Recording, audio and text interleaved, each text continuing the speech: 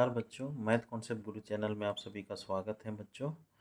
बच्चों इससे पहले वाले क्लास में जो एपिसोड 1 है उसमें हम लोग कुछ कुछ कॉन्सेप्ट लिए हुए हैं। मेरा चैप्टर क्या है? चैप्टर नंबर 9 मेरा चल रहा है और चैप्टर का क्या नाम है? Some application of trigonometry. और उस चैप्टर का एक और नाम है हाइट एंड डिस्टेंस के नाम से भी हम लोग स्टडी करते हैं। तो बच्चों हम लोग इससे पहले वाले एपिसोड में हम लोग क्या देख रहे हैं कि मेरा ट्रिग्नोमेट्रिक रेशियो कौन कौन है, क्या क्या है, कैसे नाम है, साइन कोसेटेन कोटेंजेंट, ये सब क्या क्या है, वर्टिकल और हॉरिजॉन्टल लाइन क्या होता है। ये सब हम लोग कुछ कुछ कॉन्सेप्ट देखे हुए हैं बच्चों।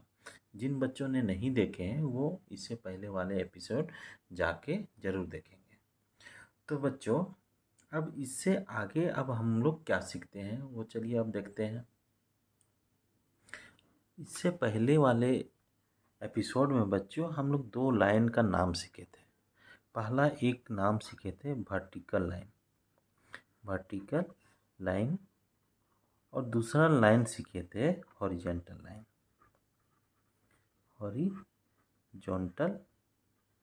लाइन। वर्टिकल लाइन को क्या बोलते हैं? सीधा रेखा जो ज़मीन से सीधा खड़ा हो। जैसे ये ज़मीन है, इसमें अगर 90 डिग्री का कोई चीज़ हम लाइन ड्रॉ करें 90 डिग्री में, तो इस लाइन को क्या बोलेंगे? Vertical line. और इसको हिंदी में क्या बोलते हैं? ऊर्ध्वाधर रेखा। लाइन को हिंदी में क्या बोलेंगे? रेखा। और हॉरिजॉन्टल लाइन को क्या बोलेंगे? लाइन मतलब रेखा होता है, हॉरिजॉन्टल मतलब क्षैतिज रेखा। और क्षैतिज रेखा किसे बोलेंगे? क्षैतिज रेखा मतलब जो प्लेन सतह के पैरेलल हो, इसको बोलेंगे क्षैतिज रेखा, इसको बोलेंगे ऊर्ध्वाधर रेखा। क्षैतिज मतलब सोया हुआ रेखा, मतलब कि लग रहा है कि ये सोया हुआ और ये मेरा खड़ा है। वर्टिकल मतलब खड़ा और हॉरिजॉन्टल क्या मतलब? हॉरिजॉन्टल लाइन का मतलब सोया हुआ। तो बच्चों ये सब लाइन हम लोग सीखना बहुत ज़रूरी है, मैथ में यही सब यूज होता है। तो बच्चों हम लोग जो हाइट एंड डिस्टेंस या सम एप्लीकेशन ऑफ ट्रिग्नोमेट्री पढ़ने से पहले हम कुछ कुछ नाम सीखेंगे एंगल का। पहले तो वर्टिकल और हॉरिजॉन्टल लाइन देख लिए। अब एक है क्या? Angle of elevation, angle of depression. तो वो हमको सीखना है। तो क्या बोलते किसको? 2 हम और नाम सीखेंगे। पहला नाम तो ये सीख लिए, दूसरा नाम ये सीख लिए। ये चैप्टर में यूज होने वाला टर्म सब है। तीसरा नाम हम लोग देखेंगे क्या है? ये 2 लाइन सीखे हुए हैं। एक होता है लाइन ऑफ साइट। तीसरा लाइन क्या हो गया? Line of site. Line of site ये किसे बोलेंगे? इसको हिंदी में बोलते हैं दृष्टि रेखा। तो 3 तरह का लाइन हम लोग सीख रहे हैं बच्चों इस चैप्टर के अंतर्गत। वर्टिकल लाइन, हॉरिजॉन्टल लाइन और लाइन ऑफ साइट या साइट लाइन, जिसको क्या बोल सकते हैं? Site line. साइट मतलब होता है दृष्टि, लाइन मतलब होता है रेखा, तो दृष्टि रेखा बोल सकते हैं। तो अब इसको समझेंगे। क्या होता है कि जैसे हम कोई चीज़, मेरा आँख है, ये मान लीजिए कि ये हम लोग का आँख है। इस तरह का आँख रहता है जनरली, ये आँख है। हम कोई चीज़ को देखते हैं, मान लीजिए कि यहाँ पे एक पेड़ है इस तरह का। ये पेड़ को हमको देखना है तो हम लोग देखेंगे सीधा। पेड़ कैसे दिखता है? हम लोग फिजिक्स में देखते हैं कि यहाँ पे लाइट आता है और लाइट इसमें गिरता है, तो लाइट क्या है? 7 कलर से बना हुआ है। वो 7 कलर लाइट ये पेड़ जो है वो एब्जॉर्ब करता है और उसमें से जो ग्रीन लाइट है वो चारों तरफ बिखेरता है। और उसी में से एक लाइट मेरा आँख में जाता है और आँख के अंदर में रेटिना रहता है। रेटिना से मेरा दिमाग को सिग्नल चला जाता है कि ये मेरा ग्रीन लाइट आ रहा है पेड़ से। और हम लोग कहते हैं कि पेड़ मेरा ग्रीन होता है। तो ये जो हम एक ये इमेजिनरी लाइन है जो दिख नहीं रहा है, वो क्या है कि एक लाइन जैसा बना रहा है। ये लाइन को ही क्या बोलते हैं, लाइन ऑफ साइट या साइट लाइन बोलते हैं। अगर इस पेड़ को क्या करेंगे कि हम इधर से भी देखेंगे तो लाइट मेरा इधर से आएगा, ऊपर से भी देखेंगे तो मेरा लाइट इधर से मेरा आँख में जा रहा है। तो ये क्या है, एक प्रकार का लाइन हम इमेजिन कर रहे हैं कि लाइन है, और वो लाइन हम लोग क्या कहते हैं, लाइन ऑफ साइट बोलते हैं। तो ये पता चल गया। अगर कोई चीज़ को हम देखते हैं, ये जो है हम क्या कर रहे हैं कि जो मेरा सतह है, धरती है, मान लीजिए ये धरती है, इससे हम पैरेलल में देख रहे हैं, मतलब कि सोया हुआ। तो ये मेरा हॉरिजेंटल लाइन भी बोल सकते हैं, इसको हम हॉरिजेंटल लाइन भी बोल सकते हैं, क्योंकि ये मेरा जो सतह है ज़मीन का या कोई प्लेन सतह है उसके पैरेलल में है, मतलब सोया हुआ है। तो इस लाइन को बोलती है हॉरिजेंटल लाइन ऑफ साइट। अब हम लोग मान लेते हैं कि ये वाला हम कुछ नीचे से देख रहे हैं। मान लीजिए ये पहाड़ है, हम इसको क्या करेंगे कि नीचे से देखेंगे। हम नीचे से देखेंगे तो मेरा जो हॉरिजेंटल लाइन है यहाँ से एक एंगल बना रहा है। इस एंगल को क्या बोलते हैं, एंगल ऑफ इलेवेशन।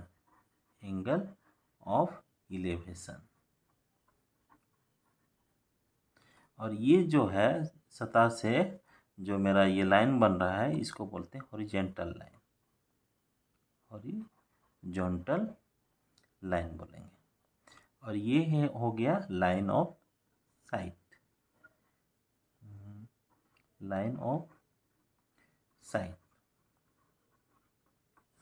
तो लाइन ऑफ साइट क्या है, दृष्टि रेखा। मतलब कि जिधर से हम लोग आँख से जो देखेंगे, जो रेखा बनाएगा, जो मेरा रेखा बनाएगा, उसको क्या बोलते हैं, लाइन ऑफ साइट बोलेंगे, हॉरिजेंटल लाइन।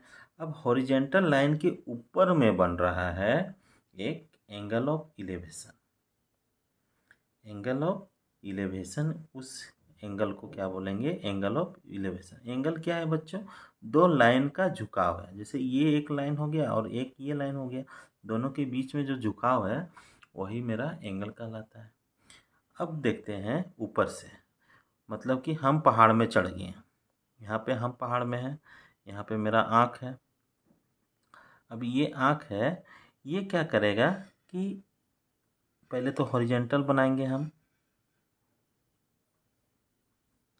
अब हॉरिजेंटल से लाइन ऑफ साइट, ये मेरा क्या है, लाइन ऑफ साइट। हॉरिजेंटल और लाइन ऑफ साइट के बीच में एक एंगल बना रहा है। इसी एंगल को क्या बोलते हैं, एंगल ऑफ डिप्रेशन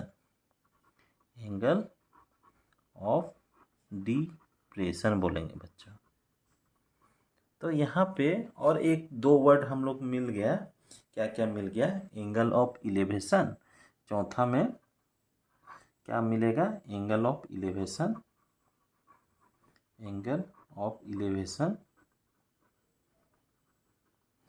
और पांचवा में हमको एंगल ऑफ डिप्रेशन।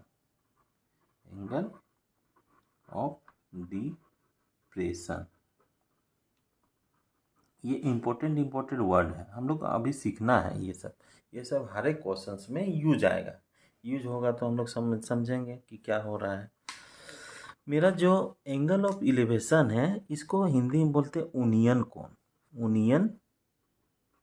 कोण बोलते हैं, या ऊंचाई कोण भी बोला जाता है। कहीं कहीं ऊंचाई कोण भी इसको बोलते हैं, ऊंचाई कोण। और एंगल ऑफ डिप्रेशन को क्या बोलेंगे, अवनमन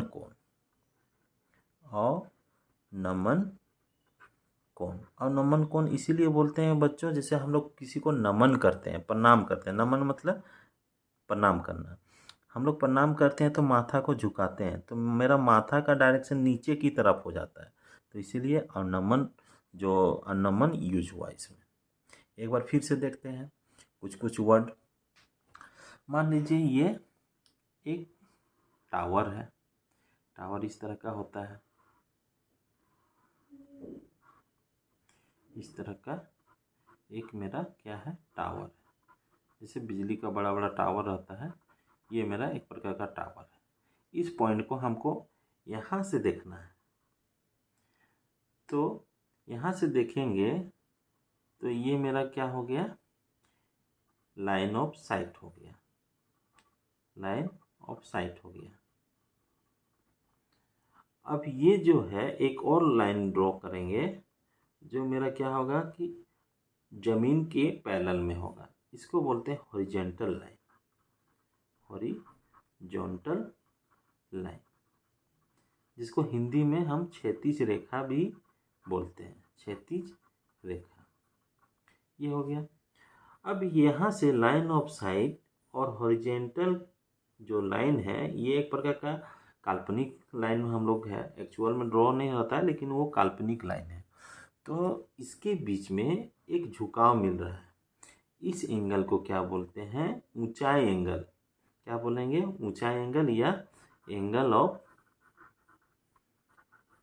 इलेवेशन, इसको बोलेंगे ऊंचाई एंगल, ऊंचाई कोण बोलेंगे, या और एक ठो नाम है उन्नयन कोण, उन्नयन कोण।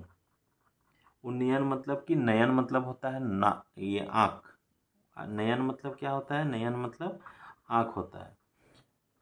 और मेरा आँख क्या हो रहा है, उठ रहा है। मतलब कि कोई भी चीज़ को हम ऊपर देख रहे हैं तो मेरा आँख उठता है, उठता है तो वो जो एंगल बनाएगा वो क्या बनाएगा, एंगल ऑफ इलेवेशन, मतलब ऊंचाई कोण या उन्नयन कोण। अब क्या करते हैं, ये एंगल ऑफ इलेवेशन समझ गए। एंगल ऑफ इलेवेशन क्या है, जो हम लोग नीचे से ऊपर की ओर देखेंगे, और जो हॉरिजॉन्टल और लाइन ऑफ साइट के बीच में जो बनाएगा उसको बोलते हैं उन्नयन कोण या एंगल ऑफ इलेवेशन। अब हम लोग क्या करेंगे, ऊपर से नीचे देखेंगे। ऊपर से नीचे देखेंगे तो क्या होगा मेरा, मान लीजिए मेरा आँख यहाँ है, आँख यहाँ है, तो ये पहले तो हॉरिजॉन्टल लाइन हमको बनाना है। ये जो लाइन है क्या है बच्चों, हॉरिजॉन्टल लाइन। अब हॉरिजॉन्टल लाइन, मेरा आँख तो अब इधर आ गया मेरा। अब मेरा क्या हो गया कि माथा मेरा झुक गया, नमन हो गया, तो अवनमन बोले। और यहाँ पे आँख उठ गया, मतलब कि उन्नयन हो गया, मतलब कि आँख उठ गया, तो मेरा क्या बना रहा है, एंगल ऑफ इलेवेशन एंगल। और मेरा आँख झुक गया तो उसको बोलेंगे नमन किया, मतलब कि अवनमन कोण बोलते हैं। तो ये जो एंगल बनाया इसको बोलते हैं एंगल ऑफ डिप्रेशन। तो यहाँ क्या क्या सीखें बच्चों, पहला चीज़ सीखें कि वर्टिकल लाइन किसको बोलते हैं, दूसरा लाइन हॉरिजॉन्टल लाइन किसको बोलते हैं, तीसरा क्या है, लाइन ऑफ साइट, मतलब दृष्टि रेखा, जो हम आँख देखेंगे, आँख से देखेंगे, जो एक लाइन मेरा बनेगा काल्पनिक लाइन, वही लाइन मेरा क्या हो गया, लाइन ऑफ साइट हो गया। और एंगल ऑफ इलेवेशन क्या करेंगे कि नीचे से ऊपर देखेंगे तो मेरा आँख उठेगा, उठेगा मतलब नयन उन्नयन हो जाएगा, तो वो हो गया एंगल ऑफ इलेवेशन। और मेरा नमन मतलब कि प्रणाम करेंगे तो आँख मेरा झुकेगा, झुकेगा तो मेरा क्या होगा, और नमन कोण हो जाएगा, मतलब एंगल ऑफ डिप्रेशन। मतलब कि 5 गो वर्ड हम लोग यहाँ पे सीखे। यहाँ पे 5 वर्ड सीख लिए बच्चों। ये वर्ड बहुत इंपॉर्टेंट है, क्वेश्चन सॉल्व करने में यही सब मेरा वर्ड सब यूज होगा, तो इसीलिए ये सीखना बहुत ज़रूरी है। अब हम लोग आगे बढ़ते हैं। इससे पहले वाले एपिसोड में हम लोग ट्रिग्नोमेट्रिक रेशियो समझ रहे हैं। उसके बाद हम लोग क्या देखें कि कौन सा इम्पोर्टेंट वर्ड जो आ रहा है मेरा एप्लीकेशन ऑफ ट्रिग्नोमेट्री में, वो हम लोग देख लिए। अब आगे हम लोग क्या देखते हैं बच्चों, एंगल। एंगल जैसे हम लोग क्या क्या एंगल जानते हैं। एंगल किसको बोलते हैं? कोण को बोला जाता है। एंगल किसे बोलते हैं? एंगल हिंदी में बोलते हैं कोण। मतलब कि दो लाइन के बीच का झुकाव को क्या बोलते हैं? एंगल बोलते हैं। एक लाइन ये हो गया, दूसरा लाइन ये हो गया, दोनों लाइन के बीच में जो झुकाव है ये, इसी को बोलते हैं एंगल। एंगल बोलते हैं। तो मेरा जो ट्रिग्नोमेट्रिक ट्रिग्नोमेट्री चैप्टर में हम लोग कुछ स्पेसिफिक एंगल का नाम हम लोग सीखे हुए थे। क्या क्या स्पेसिफिक एंगल? सम कुछ जो स्पेसिफिक एंगल है वो क्या क्या है? 0 डिग्री, 30 डिग्री, 45 डिग्री, 60 डिग्री, फिर 90 डिग्री। ये जो डिग्री है, ये जो एंगल है उसको डिग्री में मेजर करते हैं। और ये सब क्या है? स्पेसिफिक एंगल है बच्चों। क्यों है इसको स्पेसिफिक हम क्यों बोलें? क्योंकि ये ट्रायंगल में ऑलरेडी मेरा मिला हुआ रहता है, ये एंगल और ये एंगल। जैसे ये राइट एंगल ट्रायंगल है, ये और ये अगर बराबर है तो ये और ये एंगल मेरा मिलेगा, और वो कितना होगा? 45 डिग्री होगा। मतलब कि ये 45 डिग्री हमको एक साइड को अगर हम बराबर करें तो ये मेरा मिलता है। अगर दो साइड को बराबर करें राइट एंगल में तो मेरा 45 डिग्री मिलेगा। और राइट एंगल क्यों यूज कर रहे हैं? क्योंकि हमको ट्रिग्नोमेट्री रेशियो निकालना है, और ट्रिग्नोमेट्री रेशियो राइट एंगल में ही निकलता है, दूसरा ट्रायंगल में नहीं निकलेगा। अब देखिए ये जो है ट्रायंगल, अब हम लोग ये साइड को बराबर कर दिए, तीनों साइड को हम बराबर कर दिए। जब तीनों साइड को बराबर कर दिए तो ये एंगल ऑटोमेटिक 60 डिग्री का हो जाएगा। तो ये मेरा 60 डिग्री क्या है? स्पेसिफिक एंगल है। 45 डिग्री भी स्पेसिफिक एंगल है। लेकिन ये ट्रायंगल, ये राइट एंगल ट्रायंगल नहीं है, तो इसमें हम ट्रिग्नोमेट्री रेशियो नहीं लगा सकते हैं।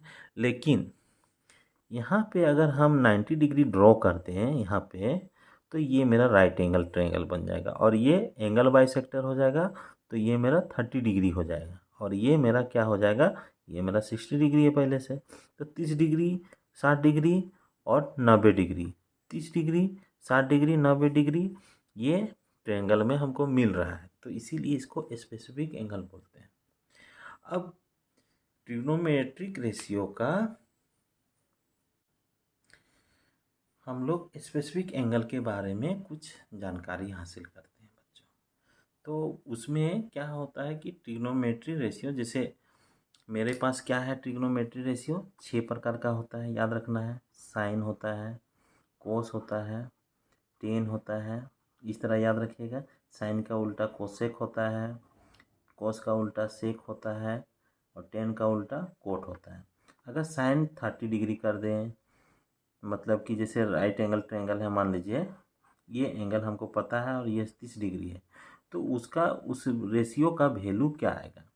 जैसे कोस 30 डिग्री है, टेन 45 डिग्री है, कोसेक कोसेक 30 डिग्री है, सेक 0 डिग्री है। मतलब कि एंगल से हमको रेशियो का वैल्यू पता चलेगा। तो हम लोग क्या करते हैं कि एक हम लोग टेबल बनाते हैं, trigonometry ratio of some specific angle का हम टेबल बनाते हैं। उससे हमको क्या होगा कि एंगल का वैल्यू पता रहेगा बच्चों। तो हम लोग एंगल का वैल्यू पता करने के लिए एक हम लोग टेबल ड्रॉ करते हैं। तो चलिए हम लोग कैसे टेबल ड्रॉ करेंगे वो मेरा हम लोग को सीखना है। तो बच्चों हम लोग का एक टॉपिक आ रहा है trigonometry ratio of some specific angle. और स्पेसिफिक एंगल जो है वो क्या क्या है हम लोग देखे हैं। कुछ सम यूज किए हैं, मतलब कि कुछ को लेना है कुछ को नहीं लेना है। तो ये 0 डिग्री है, 30 डिग्री है, 45 डिग्री है, 60 डिग्री है, और 90 डिग्री। यही मेरा स्पेसिफिक। ये पढ़ने का ज़रूरत क्यों पड़ रहा है बच्चों? ये हम लोग क्वेश्चंस में हम लोग सीखेंगे। हर एक क्वेश्चंस एक कॉन्सेप्ट देता है हम लोग को। तो ये क्वेश्चंस में यूज होगा। कैसे यूज होगा हम लोग बाद में देखेंगे। अभी हम लोग केवल सीख लेंगे कि ऐसे ट्रिग्नोमेट्रिक रेशियो जो है वो सम स्पेसिफिक एंगल में क्या क्या मेरा वैल्यू देता है, वो हमको सीखना है। पहले तो हम टेबल बनाना सीखेंगे। तो टेबल बनाने के लिए बच्चों सबसे पहले मेरा 6 ट्रिग्नोमेट्री रेशियो का नाम याद रखना होगा। ये हो गया साइन थीटा, फिर कोस थीटा, फिर टेन थीटा। ये सीरियल वाइज आपको याद करना है। साइन कोस टेन, SCT इस तरह का याद रखना है। अब टेन अब ये 10 का उल्टा क्या होता है? कोट थीटा होता है। कोस का उल्टा सेक थीटा होता है और साइन का उल्टा कोसेक थीटा होता है। इस तरह का हम टेबल तुरंत बना सकते हैं। आप याद रखिएगा टेबल कैसे बनता है, तो अगर भूल भी जाइएगा उसका वैल्यू तो ऑटोमेटिक आपको याद हो जाएगा कि टेबल आप तुरंत बना सकते हैं, केवल प्रैक्टिस करना है।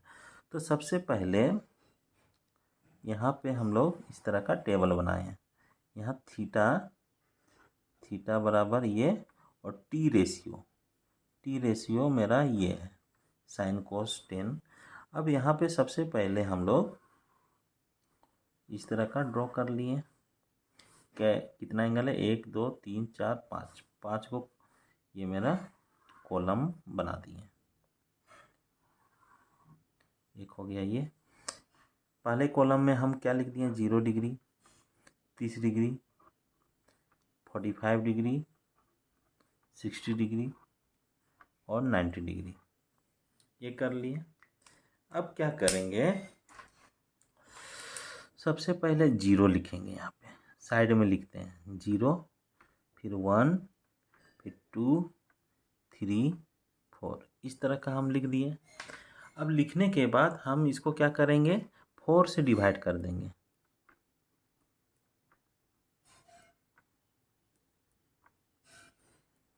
फोर से डिवाइड किए। अब इस 4 से डिवाइड करने के बाद हम इस समय स्क्वायर रूट लगा देंगे।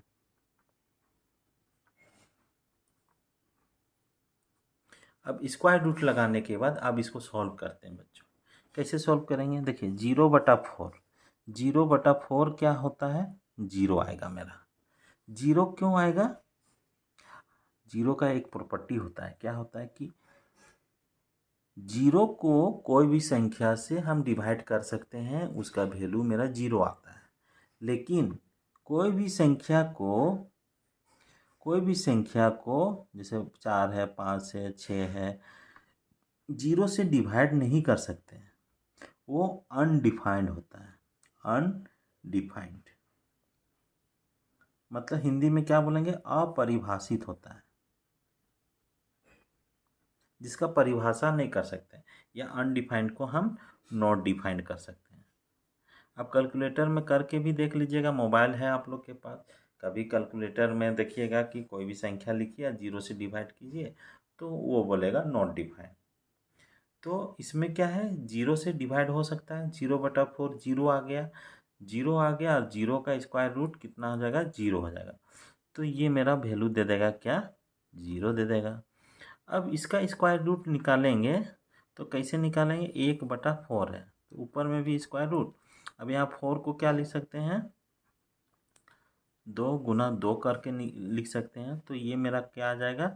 1 का स्क्वायर रूट 1 आता है और 4 का स्क्वायर रूट यहाँ से जोड़ा में से 1 निकलेगा, मतलब कि 1/2 निकल गया। अब इसी को सॉल्व करेंगे तो 2 2 दूना 4, यहाँ पे 2 1 2, 2 दूना 4, मतलब कि 1/√2 आएगा। अब इसको भी करेंगे तो यहाँ पे क्या आ जाएगा? √3 यहाँ पे 4 से 2 निकल जाएगा, √3/2। यहाँ पे क्या हो जाएगा? ये कट जाएगा, 1 हो जाएगा, 1 का स्क्वायर रूट 1 ही आएगा। तो मेरा वैल्यू मिल गया बच्चों, 0, 1/2, 1/√2, √3/2 और 1। अब हमको बस इतना ही करना है ये टेबल बनाने के लिए। मतलब ये टेबल क्या है? साइन 0 डिग्री का वैल्यू इतना है, साइन 30 डिग्री का वैल्यू 1/2 है, साइन 45 डिग्री का वैल्यू 1/√2 है। अब ये मेरा आ गया। साइन 60 का वैल्यू √3/2 है, साइन 90 का वैल्यू 1 है। अब क्या करेंगे? कोस में करने के लिए क्या करेंगे? सिंपल इसको उठा के यहाँ पे लिख देंगे, फिर इसको उठा के √3/2 करेंगे, फिर इसको उठा के यहीं पे रहेगा, फिर इसको उठा के 1/2 करेंगे, फिर इसको उठा के ये करेंगे। ये मेरा आ गया 2 ठो रेशियो।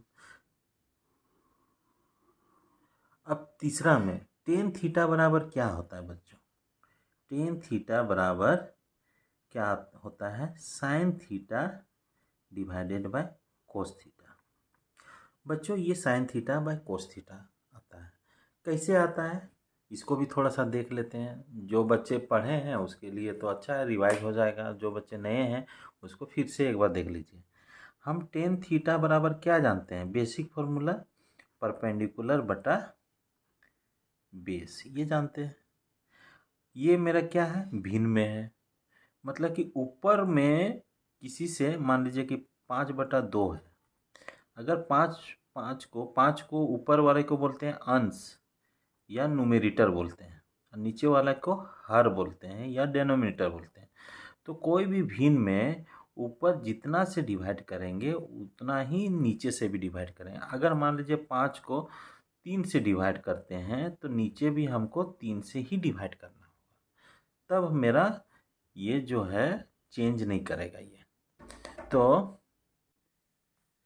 यहाँ पे बच्चों दोनों में 3 और 3 से हम डिवाइड किए, तो मेरा क्या होता है कि ये फ्रैक्शन में कोई चेंजेस नहीं आया, ये कोई इस पर असर नहीं आया 5/2 पे। कहें कि इसको अगर हम सॉल्व करेंगे 5/3 ये हो जाएगा, वो ये ऊपर चढ़ा जाएगा, तो मेरा फिर से 5/2 ही आया। तो ये टेन थीटा बराबर P/B होता है। अगर हम ऊपर में भी ऊपर में P बोलते हैं, ऊपर में H और नीचे में भी H से डिवाइड करेंगे तो इस पर कोई असर नहीं पड़ेगा। P/H ये डिवीजन है, ये डिवीजन को यहाँ लिखे हैं B/H। अब देखिए P/H किसका होता है? साइन का होता है, और B/H किसका होता है? Cos theta. इसीलिए टेन थीटा की जगह पे हम sine theta by cos theta लिख सकते हैं। ये हम समझ गए। अब देखिए यहाँ पे साइन 0 डिग्री, टेन 0 डिग्री बराबर हम लोग क्या निकाल सकते हैं? टेन 0 डिग्री बराबर हम लोग निकाल सकते हैं साइन 0 डिवाइडेड बाय कोस 0। तो साइन मेरा 0 है और कोस 0 डिग्री बराबर 1 है, तो ये मेरा क्या हो जाएगा? 0 हो जाएगा। तो ये मेरा क्या हो जाएगा? 0 हो गया।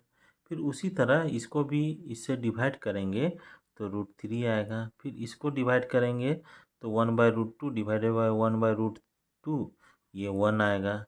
फिर इसको अगर डिवाइड करेंगे तो देखिए डिवाइड करके √3/2 गुना 2 यहाँ पे क्या आएगा बच्चों? यहाँ पे 1/√3 आएगा। डिवाइड करके देखेंगे तो √3 आएगा।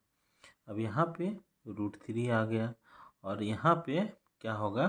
साइन 1 है और नीचे 0 है, ये होगा नॉट डिफाइंड। नॉट डिफाइंड क्यों नॉट डिफाइंड होगा?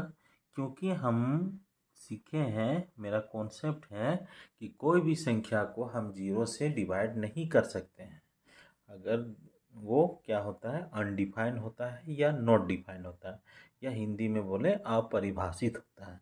अपरिभाषित का मतलब जिसकी परिभाषा ना किया जाए, अपरिभाषित होता है। तो कोट थीटा बराबर इससे हम लोग क्या क्या सीख रहे हैं बच्चों? 0 का भी कुछ कॉन्सेप्ट हम सीख गए हैं। क्यों नॉट डिफाइंड होता है वो हमको याद रखना है।